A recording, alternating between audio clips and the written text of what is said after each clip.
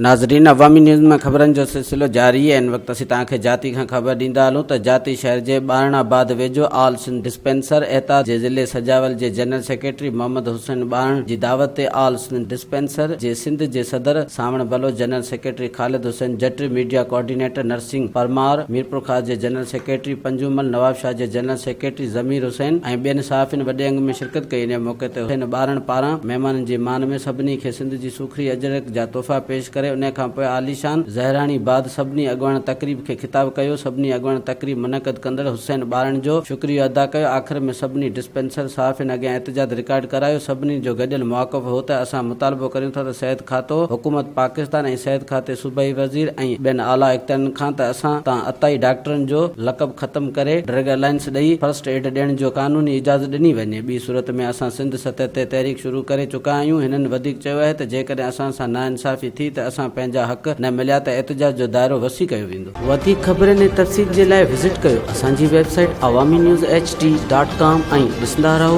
अवामी।